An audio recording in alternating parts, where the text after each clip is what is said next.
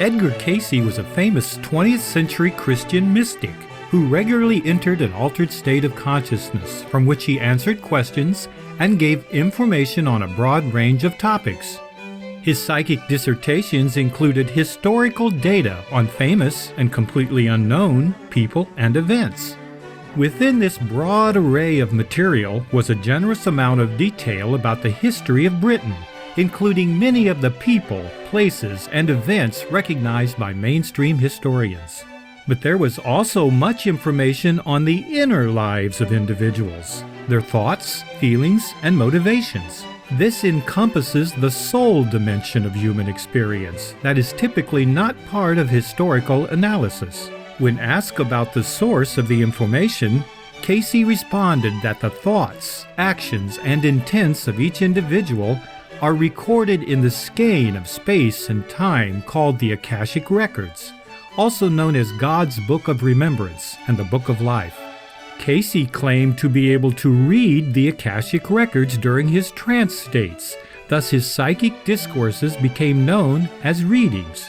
The readings were assigned numbers to protect the privacy of those who sought his guidance. Among the various types of readings provided by Edgar Cayce were hundreds of life readings that discussed personal history at a soul level, including past life scenarios.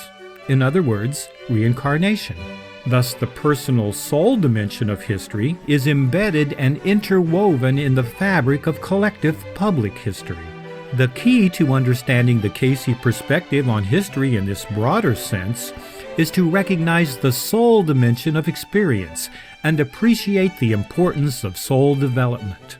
The earth experience is like a classroom in which the soul learns and grows in consciousness, even if some of the lessons are difficult and painful.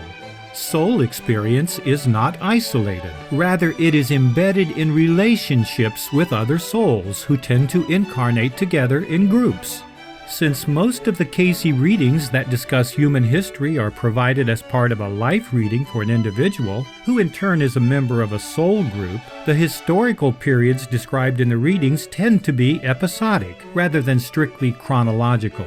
In other words, Cayce seldom gave readings on a period of history laid out in a chronological listing of people and events. Rather, the psychic perceptions tend to focus on clusters of the individual stories around a core, soul groups dipping in and out of space-time with issues to be worked out with other members of the group.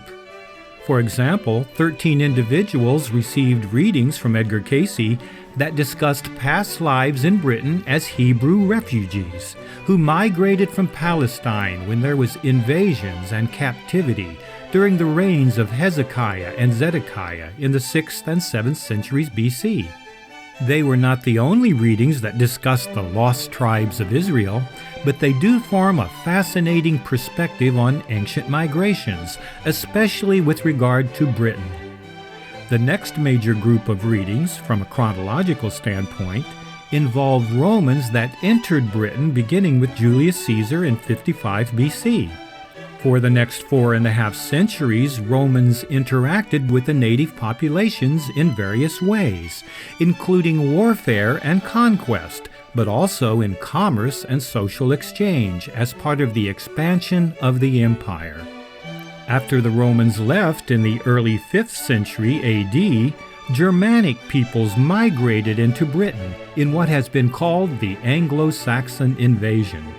A few centuries later, when the Vikings invaded, a prominent Anglo-Saxon leader named Alfred played a pivotal role in overcoming the Vikings and uniting the diverse groups in the land, instilling educational, political, and legal programs to raise the standard of living of his people. Incidentally, the reading for the individual who was said to have lived as Alfred the Great was Edgar Cayce's father in the 20th century.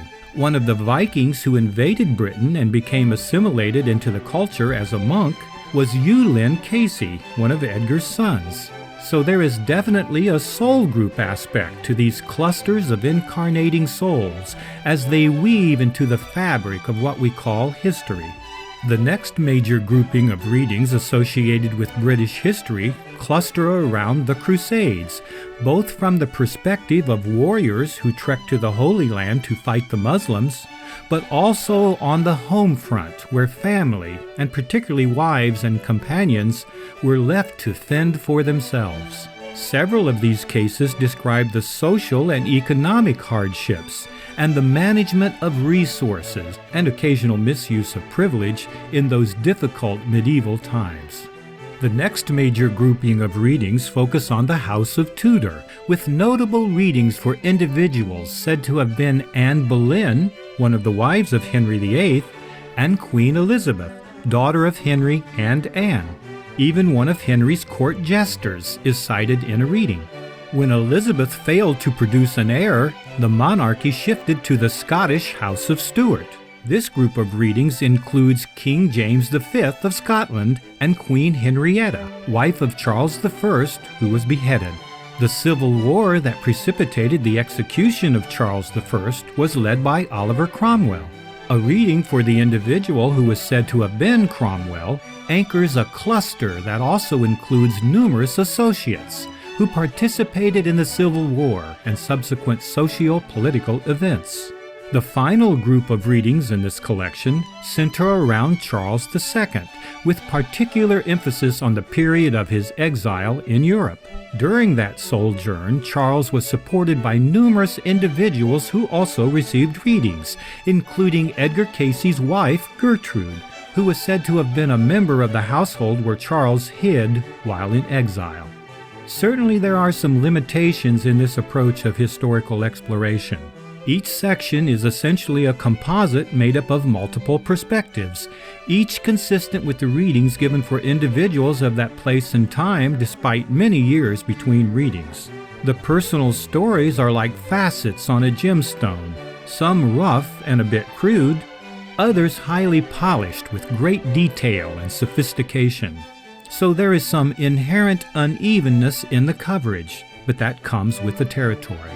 All data provided in the life readings was chosen by the entranced Cayce so as to be relevant to the current life, not as a curiosity, historical or otherwise, and yet in aggregate they do tend to shed some light on what we generally regard as history. Certainly there are readings for several other prominent individuals of historical import that are not associated with a sole group or cluster of readings, and these do extend beyond the reign of Charles II.